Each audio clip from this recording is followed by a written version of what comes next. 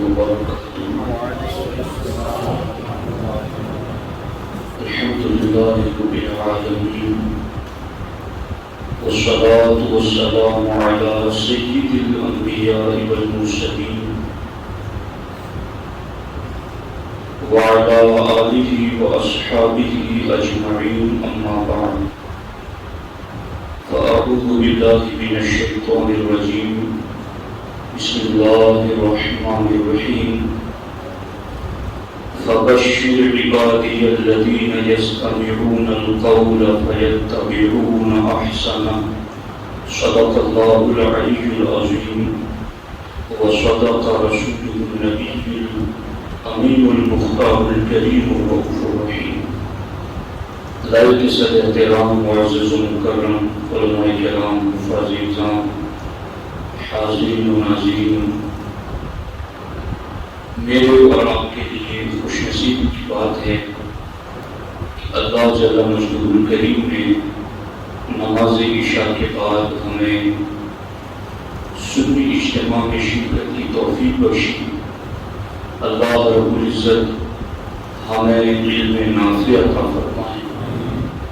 آغاز گفتگو سے قبل حضور سید المرسلین، خاتم الانبیاء، شفیع المذنبین، رحمت للعالمین، خاتم المعصومین، راحت العاشقین، صلی اللہ تعالی علیہ وآلہ واصحابہ وبارک وسلم کی بارگاہ میں اپنی غلامی کا ثبوت دے، اور جس طریقے سے میں پڑھا ہوں میرے ساتھ مل کر حضور دل کے ساتھ نذران محبت پیش کریں. الصلاة والسلام علیک یا رسول اللہ، الصلاة والسلام علیک یا حبیب اللہ، الصلاة والسلام علیک یا نبی اللہ، وعلى آلك وأصحابك يا نور الله، صلى الله تعالى عليه وسلم. سینا کا تخت چھوڑ کر غوث الورا ہوئے، سینا کا تخت چھوڑ کر غوث الورا ہوئے، یوں سلطنت کے ترک میں سلطان بنا لیا.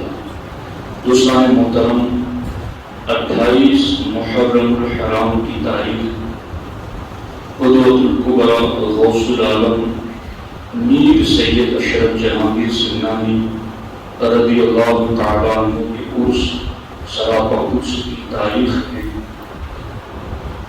ہم محبین اولیاء اللہ کی یاد مناتے ہیں، ان کا یوم، ان کا عرس مناتے ہیں، ان کی شان اور ان کی سیرت بیان کرتے اور سنتے ہیں، جس سے ہمیں اللہ کے ولیوں کی شان کا بھی پتہ چلتا ہے اور ہمیں اپنی زندگی گزارنے کا طریقہ بھی معلوم ہوتا ہے.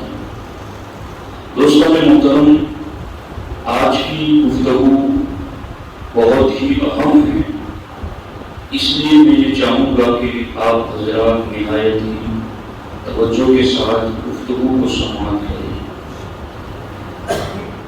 دوستان محترم، اس وقت میرے سامنے کتاب ہے صدر سنابل شریف، اور یہ میر سید عبد الواحد بالگرامی رحمۃ اللہ تعالی کی لکھی ہوئی کتاب ہے، اور حضرت میر عبد الواحد بالگرامی رحمۃ اللہ تعالی علیہ ان کا شمار اکابر صوفیاء اولیاء اللہ میں ہوتا ہے. سرکار اعلیٰ حضرت جس خانوادے سے مرید ہیں، اس خانوادے کے آگے جا کر کے طریقت کے شیخ اور پیر میر عبد الواحد بالگرامی ہیں. اور یہ کتاب جو انہوں نے لکھی ہے، امام اہل سنت نے فتاوی رضویہ شریف میں لکھا ہے کہ یہ کتاب بارگاہ رسالت میں مقبول کتاب ہے. تو چونکہ گفتگو مجھے تصوف کے حوالے سے کرنی ہے، اس لیے میں صوفی کی کتاب ہی سے حوالہ جات آپ کے سامنے پڑھوں گا۔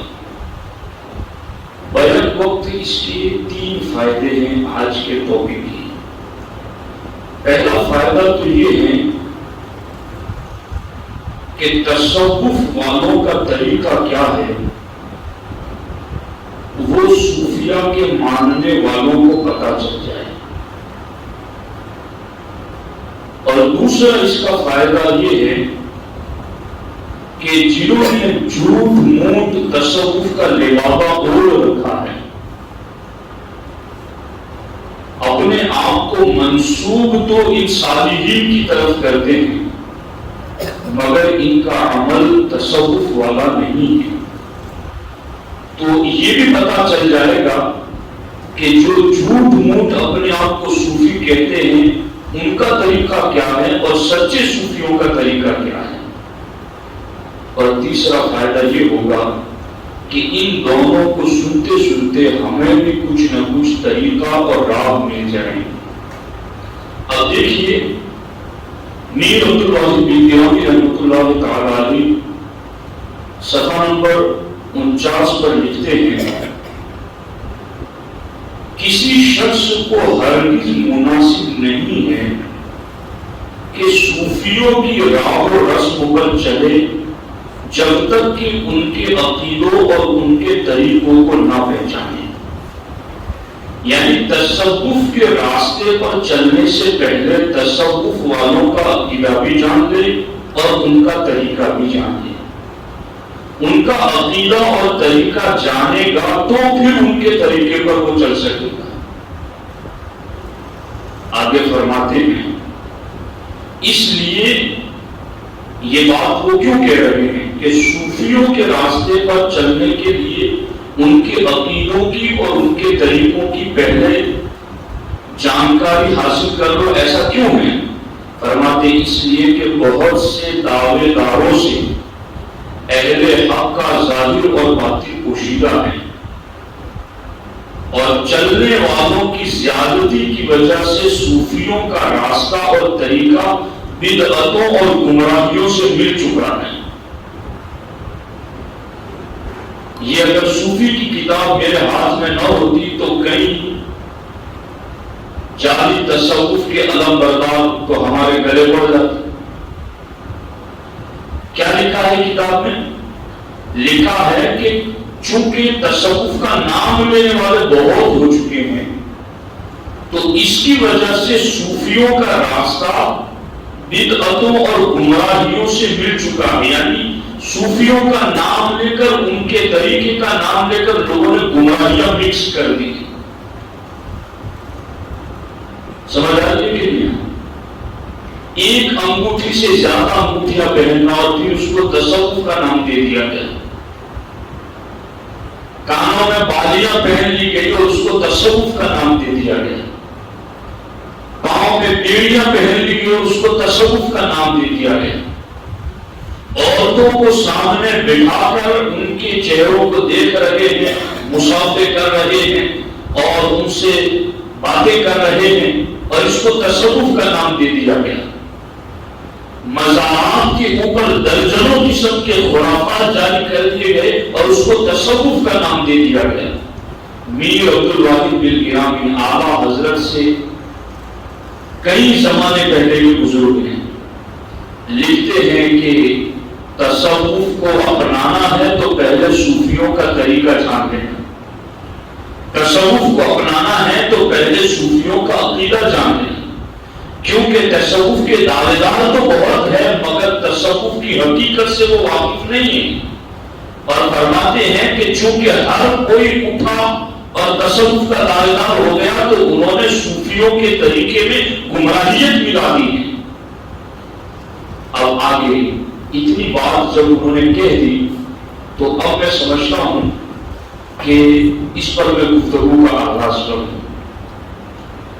انہوں نے کہا کہ وہ علماء جو دین کے راستوں پر چلتے ہیں ان کے 3 گروہ ہیں۔ وہ علماء جو دین دین کے راستوں پر چلتے ہیں ان کے 3 گروہ ہیں۔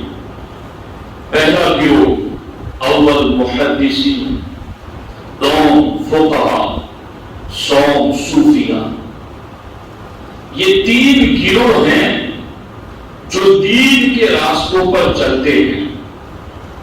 اب تیسرا گروہ جو صوفیہ کا لکھا ہے، اس کے بارے میں میر عبد الواحد بلگرامی رحمۃ اللہ تعالی فرماتے ہیں کہ صوفیہ کا گروہ محدثین اور فقہا دونوں گروہوں سے ان کے عقیدوں اور ان کے علم کے ماننے میں ان سے متفق ہوتا ہے۔ میں علماء کی خاص توجہ چاہوں گا کہ یہ کیا فرمان ہے۔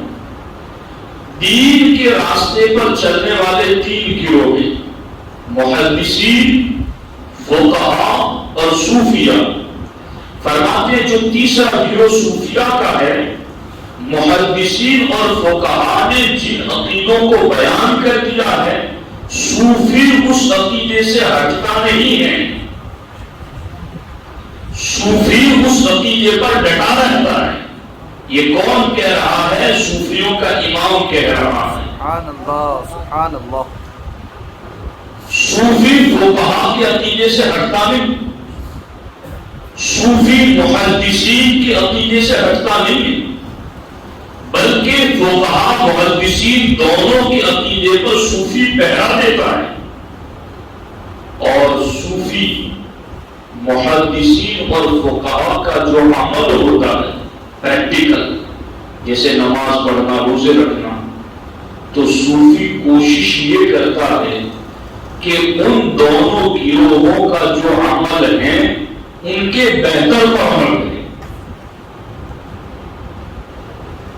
فقہا اور محدثین کا جو عمل ہے، نماز، روزہ، حج، زکات، مستحبات، مندوبات، افعال خیر، نیک کام کرنا، تو فقہا اور محدثین جو بھی نیک عمل کرتے ہیں ان میں جو بہترین ہوتا ہے صوفی اس پر عمل کرتا ہے۔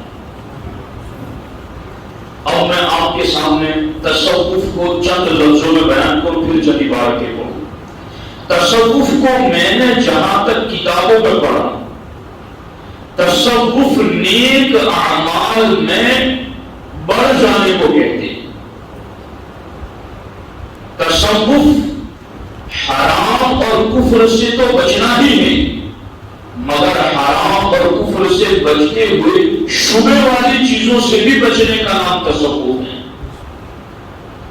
صوفی صرف رمضان کے روزے نہیں رکھتا، وہ سال میں ہر ہفتے، ہر مہینے وہ کئی دن روزوں میں گزارتا ہے۔ صوفی صرف فرض نماز ہی نہیں پڑھتا، وہ نفل اور مستحب نمازیں بھی ادا کرتا ہے۔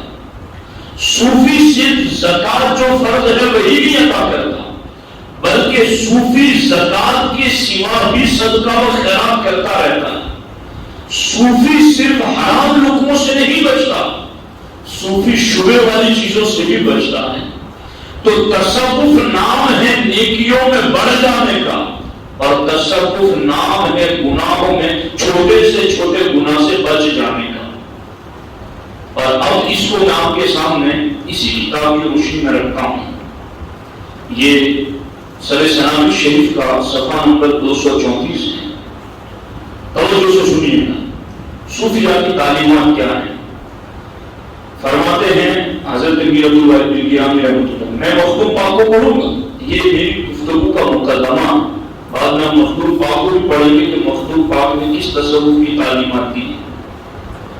میر سید عبد الواحد بلگرامی رحمۃ اللہ تعالی فرماتے ہیں مخدوم ملت شیخ مینا رحمۃ اللہ تعالی، جن کا مزار یوپی میں ہے، حضرت شیخ مینا رحمۃ اللہ تعالی علیہ جب خواب سے بیدار ہوتے، یعنی نیند سے بیدار ہوتے، تو فوراً ہی تیمم کرتے اور اس کے بعد وضو کی تیاری کرتے۔ نیند سے اٹھنے کے بعد فوراً اسی جگہ تیمم کرتے، اس کے بعد وضو کی تیاری کرتے۔ ایسا کرتے اور فرماتے کہ انسان کی اصل پیدائش پانی اور مٹی سے ہے. کیا فرماتے؟ انسان کی اصل پیدائش پانی اور مٹی سے ہے، اور پانی اور مٹی سے دنیا کی آگ بجھائی جاتی ہے. تو قوی امید ہے کہ آخرت کی آگ بھی اس کے باعث بجھا دی جائے. یعنی تصوف آپ نے دیکھا اس میں کہ نیند سے اٹھنے کے بعد وضو کرنے کے درمیانی وقفے میں بھی وہ غیر طاہر رہنا پسند نہیں کرتے. یعنی اتنی دیر میں بھی وہ تیمم کر لیتے. یہ ہے تصوف. اب ننگ دھڑنگ لوگ، ان کے جسموں سے بدبو آئے، جنہیں طہارت کا پتہ نہیں، نواقض غسل کا پتہ نہیں کہ غسل کن چیزوں سے ٹوٹتا ہے، غسل کے طریقے کیا ہے. آپ سوشل میڈیا پر ویڈیو دیکھتے ہوں گے، کچھ لوگ جا کر کے ایسے باباؤں سے پوچھتے ہیں تو اس کو آدھا کرنا بھی نہیں آتا. اور وہ نام کس چیز کا دیتا ہے کہ میں صوفی ہوں. صوفی یہ جال پرست، جھوٹے، مکار، دغاباز، فریبی لوگ نہیں ہیں. تصوف وہ ہے جو ان بزرگوں نے کتابوں میں لکھا.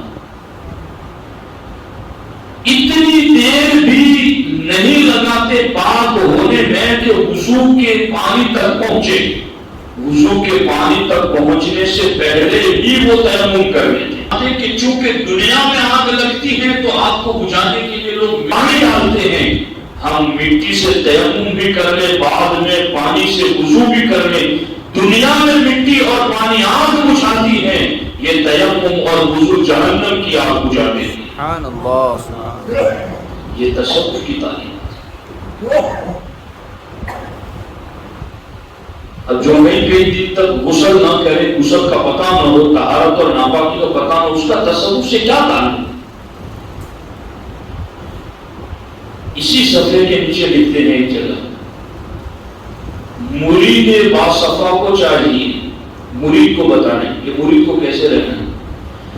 مرید باصفا کو چاہیے کہ نہ کھائے، نہ پیے، نہ کوئی بات کہے، نہ سوئے مگر پاکی کی حالت میں. یعنی بات کرے تو بھی پاک ہو، کھائے تو بھی پاک ہو، پیے تو بھی پاک ہو، سوئے تو بھی پاک ہو. یعنی پاک ہونے کا مطلب صرف غسل والا نہیں، باوضو ہو. یہ ہے تصوف کی تعلیمات.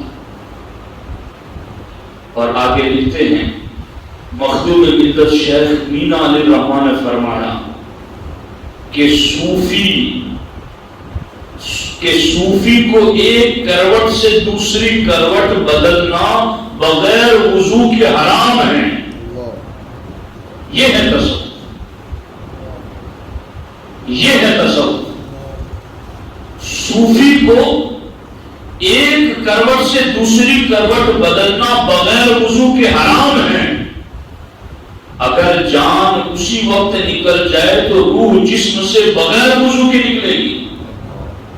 اور جو شخص باوضو رہتا ہے اور اس حالت میں اسے موت آتی ہے تو اسے شہادت کا مرتبہ دیا جاتا ہے. یہ ہے تصوف. کروٹیں بدلنے والے کو بھی وضو کا پابند کر رہے ہیں،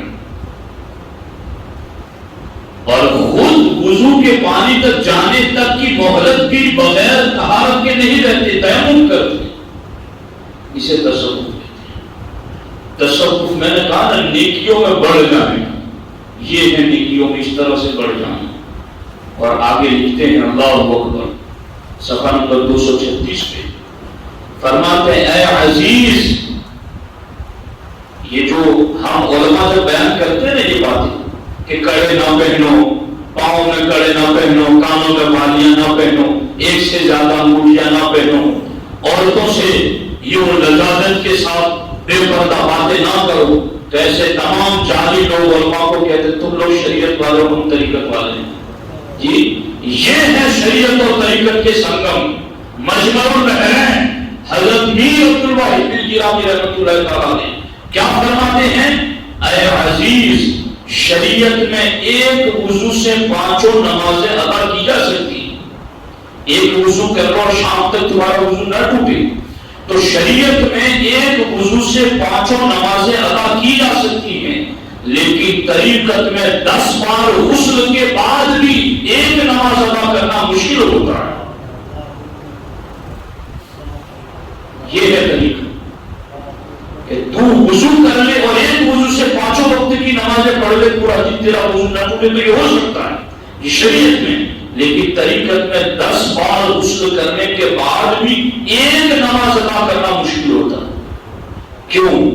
فرماتے اس لیے کہ شریعت میں نماز کی شرط ہے کپڑوں وغیرہ کا پاک ہونا اور طریقت میں نماز کی ادائیگی کی شرط ہے دل کا پاک ہونا.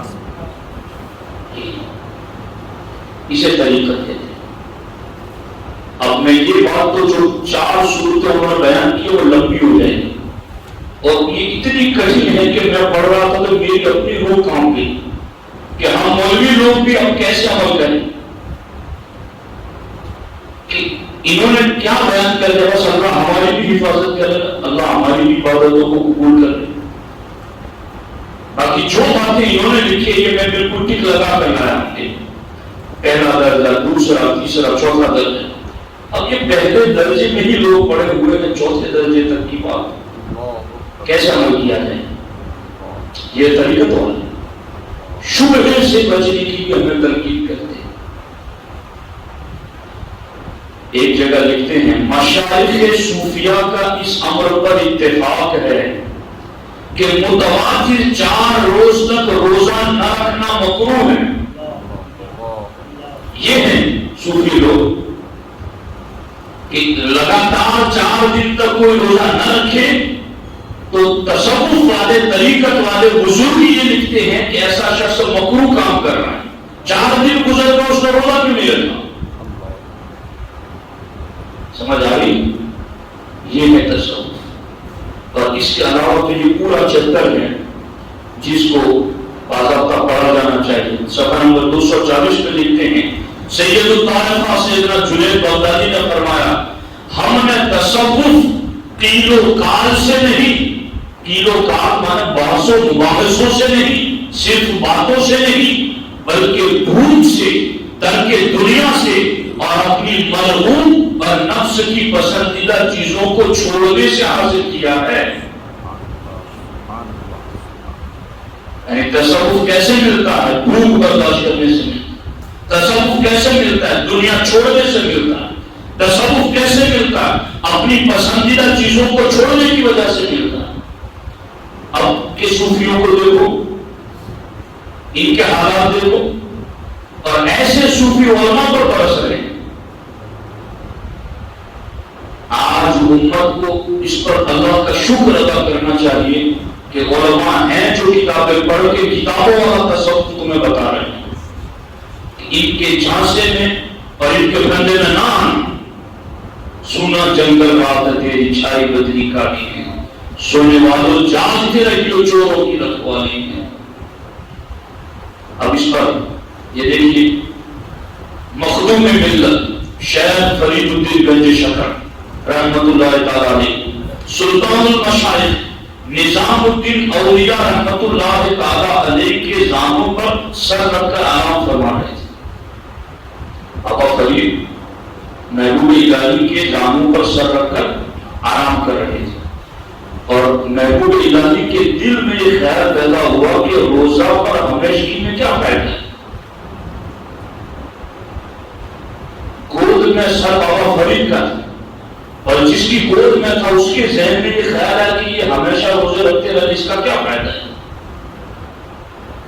بابا فرید گنج شکر میں فوراً آنکھیں کھول دی اور فرمایا نظام الدین اس طریقت اور تصوف کے راستے کا تیسرا حصہ ہی ہمیشہ روزہ رکھنا ہے.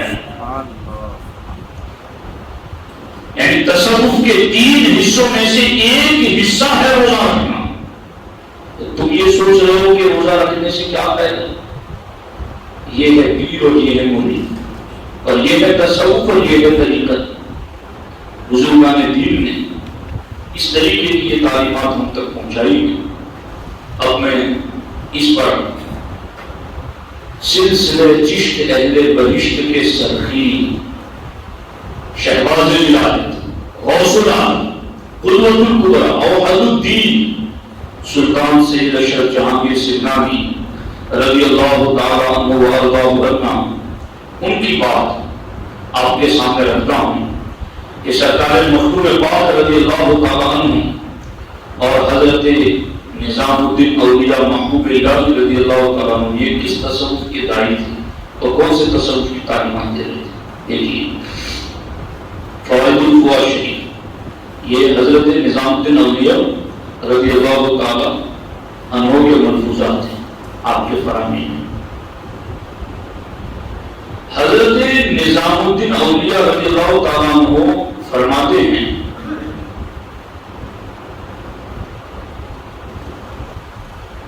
اللہ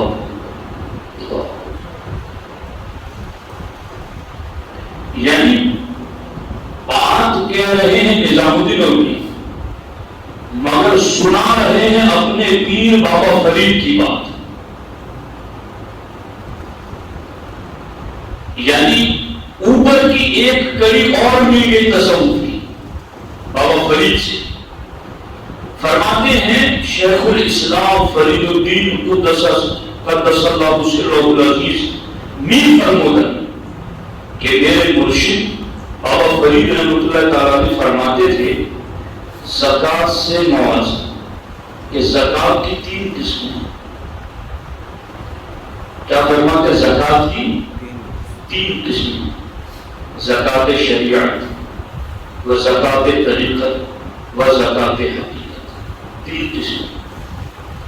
اب آج کا جعلی صوفی کیا کہتا ہے زکوٰۃ شریعت اور زکوٰۃ طریقت. وہ یہ کہتا ہے کہ زکوٰۃ شریعت 200 میں سے 5 نکالو اور زکوٰۃ طریقت کچھ بھی نہیں نکالو. نماز شریعت 5 وقت کی ادا کرو مسجد میں جا کے باجماعت اور نماز طریقت 1 وقت بھی مسجد میں نہیں جانا. یہ انہوں نے طریقت کی نماز میں زکوٰۃ بنا رکھی ہے. اصل تصوف جو کتابوں میں لکھا ہے وہ میں پڑھ کے آپ کو سناتا ہوں. محبوب الہی نظام الدین اولیاء رضی اللہ تعالیٰ عنہ فرماتے ہیں کہ بابا فرید نے کہا کہ زکوٰۃ کی 3 قسمیں ہیں. زکوٰۃ شریعت عام. فرماتے ہیں کہ شریعت والی زکوٰۃ یہ ہے کہ 200 درہم میں سے 5 درہم اور 5 دینار دینا ہے.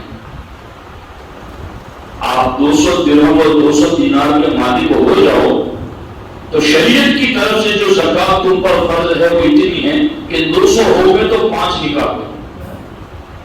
فرماتے ہیں وہ زکوٰۃ طریقت اور طریقت والوں کی زکوٰۃ یہ ہے کہ 200 درہم میں سے 5 رکھو باقی سب کچھ نکالو.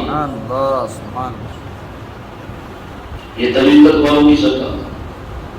اور حقیقت والوں کی فرماتے ہیں زکوٰۃ حقیقت عام. حقیقت والوں کی زکوٰۃ یہ ہے کہ ہما بلحد ہیچ نگہ نہ دارن کہ جو کچھ ہے سب کچھ دے دینا کچھ بھی باقی نہ رکھنا. یہ حقیقت والوں کی زکوٰۃ ہے. یہ تصوف بابا فرید نے یہ تصوف نظام الدین اولیاء کو پڑھایا تھا. خوش نصیب ہیں ہم اگرچہ گنہگاری سے ہی کیڑے پڑے چھوٹے مولوی ہی سے ہی مگر ہم نے تصوف وہ پڑھا ہے جو کتابوں میں ہے اور جو بابا فرید نے حضرت نظام الدین اولیاء کو پڑھا ہے. آگے دیکھیے مخدوم پاک کی بات. سرکار مخدوم پاک فرماتے ہیں حضرت خواجہ نظام الدین یمنی علیہ رحمۃ جو لطائف اشرفی کے رائٹر ہیں مخدوم پاک کی صحبت میں 30 سال تک رہے ہیں اور مخدوم پاک کے فرامین انہوں نے لکھے ہیں لطائف اشرفی میں. مخدوم پاک رضی اللہ تعالیٰ عنہ فرماتے ہیں زکوٰۃ اہل شریعت دیگر است وزکات اہل طریقت دیگر۔ مخدوم باپ فرماتے ہیں کہ شریعت کی طرف سے جو زکات کا حصہ مقرر ہے وہ جدا ہے، اور طریقت والوں کی طرف سے زکات کا جو حصہ مقرر ہے وہ جدا ہے۔ اور وہ کیسے ہیں؟ پوچھا گیا کہ حضور یہ جدا جدا کا کیا مطلب؟ تو فرماتے ہیں منقول ہیں۔ اب یہ جو میں ان باتوں کی طرف آپ کی توجہ لے جاتا ہوں، دھیان دیجیے۔ اب مخدوم پاک نے بھی یہاں یہ جو کہا کہ شریعت والوں کی طرف سے زکات کا حصہ جدا ہے، طریقت والوں کی طرف سے زکات کا حصہ جدا ہے، اس پر دلیل میں انہوں نے بات اپنے سے اوپر کے بزرگ شیخ ابو بکر شبلی کی ذکر فرمائی کہ حضرت شیخ ابو بکر شبلی رضی اللہ تعالیٰ عنہ کی خدمت میں کسے کرسی ایک شخص نے سوال کیا کہ حضور 200 درہم میں سے کتنی زکات دینی ہے؟ تو حضرت شیخ ابو بکر شبلی رضی اللہ تعالیٰ عنہ نے فرمایا کہ یہ جو تو 200 درہم میں سے زکات کتنی دینی ہے پوچھ رہا ہے، یہ تیرے حوالے سے مسئلہ بتاؤں کہ اپنے حوالے سے بتاؤں؟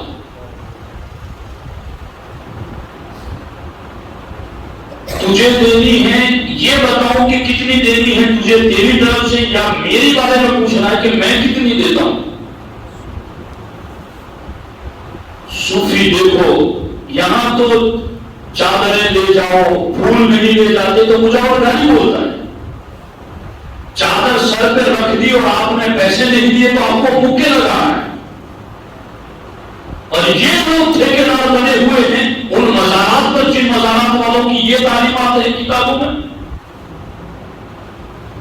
آپ محسوس کرتے ہوں گے کبھی کبھی ہماری سنی عوام جو علم نہیں رکھتی مزارات پر ایسے لوگوں کے دھکے کھاتی ہیں تو سنیت سے بدگمان ہوتی ہے۔ میں ایسی سنی عوام کو بتانا چاہتا ہوں یہ تصوف کے دعوے دار جھوٹ بول رہے ہیں، یہ دغاباز مکار اور فریبی لوگ ہیں، ان کا تصوف سے کوئی تعلق نہیں۔ تصوف لوٹ مچانے کا نام نہیں، سب کچھ لٹا دینے کا نام۔ اب دیکھو حضرت شیخ ابو بکر شبلی سے کسی نے پوچھا کہ حضرت زکات 200 درہم ہو گئے میرے پاس تو کتنی دینی ہے؟ کہ تو دینا چاہتا ہے یا میں دیتا ہوں وہ پوچھنا چاہتا ہے، کیا سوال ہے تیرا؟ تو اس نے سامنے سے کہا مسئلہ بنسبت حریہ کی واحد است بس عام من و عام قدام باشد، کہ مسئلہ تو ہر ایک کے لیے حضرت برابر ہوتا ہے، میں کیا آپ کیا؟ آپ یہ پوچھ رہے ہیں کہ تم میرے حوالے سے پوچھنا چاہتے ہیں کہ میں زکات کتنی دیتا ہوں، یا تو اپنے حوالے سے پوچھنا چاہتا ہے کہ تجھے کتنی دینی؟ تو حضرت مسئلہ تو سب کے لیے برابر ہوتا ہے، میں ہوں یا آپ ہوں۔ فرمودن آپ نے ارشاد فرمایا کہ 200 درہم میں سے تو اگر دے گا تو 5 درہم دے، تیری زکات یہ زیادہ ہو جائے، اور میں پورے 200 کے 200 درہم ادا کروں گا اور اس پر 5 درہم اور زیادہ دوں گا۔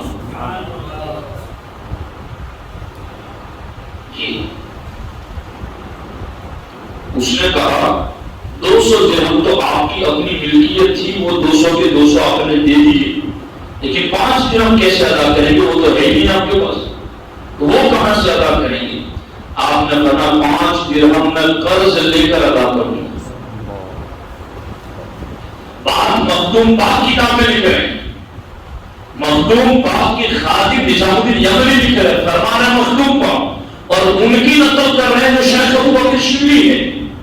دیکھو تو صحیح تصوف کی کڑی سے کڑی کیسے اوپر جائے۔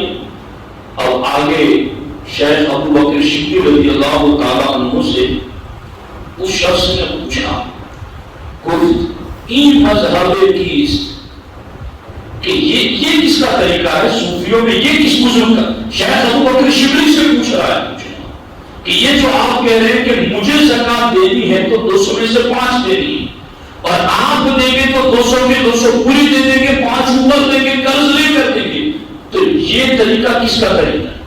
یہ کس بزرگ کا طریقہ؟ تو شیخ ابو بکر شبلی فرماتے ہیں ای مذہب ابی بکر الصدیق، سبحان اللہ سبحان اللہ. کہ یہ طریقہ حضرت سیدنا ابوبکر صدیق کا طریقہ. چنانکہ رسول اللہ صلی اللہ علیہ وسلم حضرت کرسی کہ جب اللہ کے رسول علیہ السلام نے پوچھا تھا صدیق سے، صدیق گھر والوں کے لیے کیا چھوڑ کے آئے، تو صدیق نے اس وقت کہا تھا کہ گھر والوں کے لیے اللہ و رسول کافی ہے. غور کر رہے ہیں آپ، یہ ہے تصوف. اس لیے جان سازوں کو بھی جانو اور ان کی طرف سے ہونے والی بدگمانیوں سے سنیت سے بدگمان نہ بنو. اور جو لوگ بد مذہب بدعقیدہ ایسے جعلیوں کا طریقہ بتا کر سنیوں کو بدنام کرتے ہیں، سنی علماء کتابیں پڑھ کے بتاتے ہیں یہ تصوف کے علمبردار نہیں ہیں، ان کا تصوف سے کوئی تعلق نہیں. تصوف وہ ہے جو کتابوں میں موجود ہے. دوستان محترم، اس سلسلے میں ایک دو باتیں عرض کر کے میری گفتگو کو اختتام کی طرف لاتا ہوں. درود پڑھ رہے ہیں. اللهم صل على سيدنا صلاة وسلام عليك يا سيدي يا رسول الله صلى الله تعالى عليه وآله وصحبه وسلم. دو باتیں عرض کر دیتا ہوں پھر تو ختم کرتے ہیں. سرکار مخدوم پاک رضی اللہ تعالیٰ عنہ کے دسترخوان پر حاضرین کو کھانا کھلانے کی خدمت حضرت بابا حسین علیہ الرحمہ کے سپرد تھی. یہ حضرت کے کوئی خادم رہے ہوں گے، حاضرین کو دسترخوان پر بٹھانا کھانا کھلانا ان کی ذمہ داری تھی. سرکار مخدوم پاک رضی اللہ تعالیٰ عنہ نے ایک دن حاضرین مجلس سے فرمایا کہ کیا تم جانتے ہو کہ میں نے کھانا کھلانے والی ڈیوٹی بابا حسین کو کیوں سپرد کی ہے؟ کہ حضور آپ ہی بتائیں کہ آپ نے حاضرین کو کھانا کھلانے کی ڈیوٹی انہیں کیوں دی ہے؟ فرمایا یہ خدمت اس لیے ان کے سپرد کی ہے کہ وہ کھانا کھلاتے وقت بھی اللہ کے ذکر سے غافل نہیں رہتا. سبحان اللہ سبحان. اس لیے یہ ڈیوٹی کو سپرد. اب مزار پہ کھڑا ہوا ہے اور اللہ کی یاد سے غافل ہے، اللہ اس کی نظر لوگوں کی جیب پر لگی ہوئی. اللہ.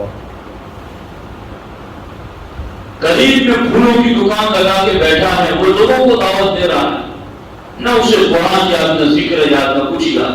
کوئی پھول نہ لے جائے تو اس کو معاذ اللہ اتنے دور سے آنے والے کو بھی غدار کہہ دیتے ہیں. یہ ولی سے پیار نہیں کرتا، پھول لے کے نہیں جاتا. تجھے اتنا پیار ہے تو بچا بچا کے کیوں رکھے، سارے کیوں نہیں ڈال دیتا مزار پہ. اور کیجیے ہم تو مخدوم پاک رضی اللہ تعالیٰ عنہ کھانا کھلانے والے بھی ایسے مقرر کرتے. فرماتے میں نے بابا حسین کو اس لیے کھلانے کی ڈیوٹی لگائی ہے کہ یہ کھلاتا ہے تب بھی اس کی زبان سے اللہ کا ذکر جاری رہتا ہے. اور آگے مخدوم پاک فرماتے ہیں بدی وجہ، فرماتے ہیں جب یہ کھلاتے کھلاتے بھی اللہ کے ذکر سے غافل نہیں رہتا، اسی لیے یہ کھانا جسے کھلاتا ہے اس کے دل کے اندر باقی کا انقلاب پیدا کر دیتا ہے، اس کا دل صاف کر دیتا ہے، کیونکہ یہ غافل بھی نہیں. ایک بات ہے، اس لیے ہم بھی اپنے گھر بچوں کو کھلائیں، خود کھانے کے لیے بیٹھیں تو بچوں کو دعائیں پڑھائیں، انہیں ایسی باتوں کی تعلیم دیں کہ وہ اللہ کی یاد سے غافل نہ ہو. ایک بات اور کر دیتا ہوں، حضرت سیدنا شیخ نظام یمنی علیہ الرحمہ فرماتے ہیں، چونکہ مخدوم پاک فرماتے ہیں کہ میں نے 30 سال تک پورے عالم اسلام کا دورہ کیا. حضرت قرۃ الکبریٰ میں فرمودن کہ ای فقیر مدت 30 سال در تحت قبض نیل گنبد زیر گنبد گردو پرکار ہوا کرتی تھا. فرماتے ہیں میں 30 سال تک اس آسمان کے نیچے جہاں جہاں اسلام تھا وہاں میں گیا ہوں. اس وقت اسلامی سلطنت مخدوم پاک میں پوری دنیا اسلام میں گیا ہوں اور ملازمت اکابر روزگار رسیدہ و از بزم نعمت ایشان چرا کشیدہ. جہاں جہاں گیا میں نے بزرگوں علماء اور مشائخ سے علم دین حاصل کیا۔ 30 سال مخدوم پاک کے اس سفر کے درمیان کیا کیا ہوا؟ شیخ نظام یمنی فرماتے ہیں کہ سفر کے درمیان مخدوم پاک کی ملاقات ایسے بہت سے ملحدوں سے ہوئی جو شریعت کے منکر ہونے کے ساتھ مناہی اور معاصی کا ارتکاب کرتے تھے۔ ایسے بہت سارے لوگوں سے ملاقات ہوئی جو کہتے ہیں ہم شریعت کی بات نہیں مانتے، گناہوں میں پڑے ہوئے، اور وہ اپنے خرافات کو ہی طریقہ سمجھے بیٹھے تھے۔ مخدوم پاک کی ایسے لوگوں سے ملاقات ہوئی، خرافات کو طریقہ سمجھتے تھے، گناہوں میں مبتلا تھے، اور ان کا دعویٰ تھا کہ وہ معرفت میں ڈوبے ہوئے ہیں۔ مخدوم پاک نے انہیں دلائل سے سمجھایا کہ ان کا طریقہ زندگیوں گمراہوں والا طریقہ ہے، یہ طریقہ معرفت میں ڈوبنے والوں کا نہیں ہے۔ شریعت پر بڑھتیا کیسے اور شریعت کا مذاق اڑائیں، شریعت پر عمل نہ کریں، اس کا معرفت سے کیا تعلق؟ سمجھ آ رہی ہے؟ تو میرے عزیزوں، بزرگوں اور دوستوں، حضرت قدوۃ الکبریٰ اور سدالم میر سید اشرف جہانگیر سیمانی رضی اللہ تعالیٰ عنہ وارضاہ عنہ، آپ کی تعلیمات ہمارے لیے روشن ہدایت ہیں۔ اہل حق کے 3 گروہ ہیں، محدثین، فقہا، صوفیہ۔ صوفی فقہا محدثین کے عقائد کی مخالفت نہیں کرتا، عمل کے معاملے میں ان کے بہتر پر عمل کرتا ہے۔ تصوف کیا ہے وہ میں نے آپ کو دونوں کتابوں کی روشنی میں سامنے رکھ دیا کہ لطائف اشرفی میں کیا لکھا ہے اور صدر سنانی شریف میں کیا لکھا ہے۔ اس لیے ان کے طریقوں کو اپنائیں اور ان کے راہ پر چلنے کی کوشش کریں۔ اللہ کریم ہمیں شریعت کے ساتھ ساتھ طریقت اور تصوف پر بھی عمل کی توفیق عطا فرمائے۔ اللہ تبارک و تعالیٰ سرکار مخدوم پاک سرکار سید میر الجوان علیہ مرحومہ کی خصوصی فیضان سے ہمارے لیے تصوف پر عمل کرنا آسان فرمائے۔ السلام علیکم ورحمۃ اللہ وبرکاتہ۔